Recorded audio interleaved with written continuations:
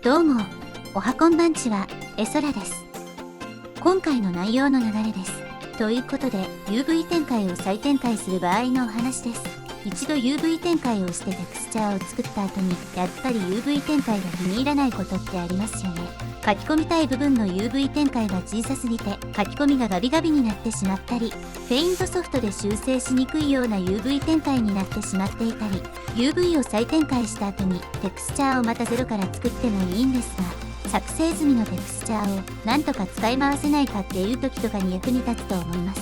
そのまま使い回さなくても新しいテクスチャーを作るためのベースにも使えるんじゃないかと。それでは行きましょう。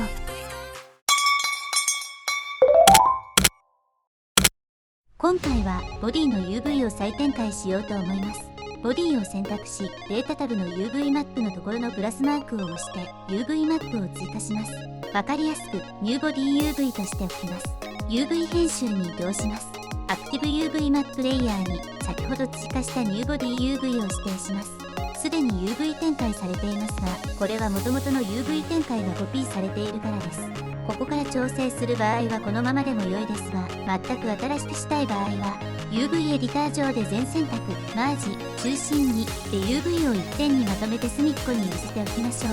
ちなみに UV を展開しない方法がわからないのでこうしていますが、もしあったらそれがいいと思います。私もあれば知りたいです。ということで、こんな感じに UV を再展開しました。顔とかを書き込みしやすいよう面積広めに配置したり、形が崩れすぎないように意識して展開しました。UV 展開自体を説明すると長くなりすぎるので割愛しますが、ビューから投影とピン止めを主に活用して展開しました。次はシェーダーに移動します。こんな感じにノードは組んでありますが、ここから出力しているのが基本的なテクスチャーになってます。コントロールシフト左クリックで一旦このテクスチャーのみで出力します。随分真っ白になってますが、このデータはカラーマネージメントでハイコントラストにしているからなんですよね。コントラストを強くしないと色が褪せてしまって、セルルックの表現がやりにくいと感じてハイコントラストにしています。そのコントラストに合わせて、ここの RGB ノードで肌色を薄く上算させることによって色味を調整しています。少し脱線してしまいましたが、真っ白に見えてもちゃんとテクスチャーは載ってるということですね。そして適当なところに新たに画像テクスチャーノードを追加し、画像も新規追加します。UV 再展開に合わせた画像をベイクしていくものになります。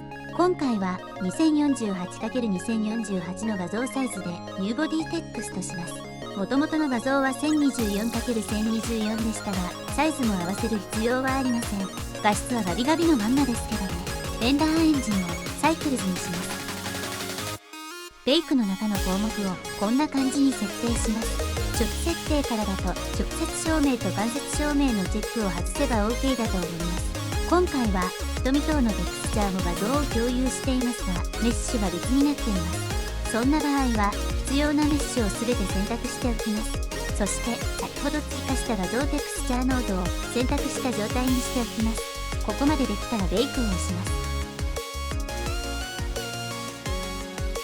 ちゃんとベイクされたようですね。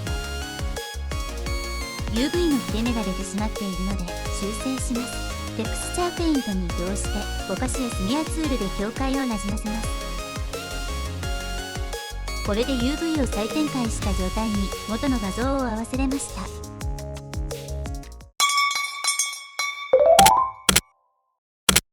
お疲れ様でした。UV 展開って正解はない気がするんですけど、見ていると気になってくるんですよね。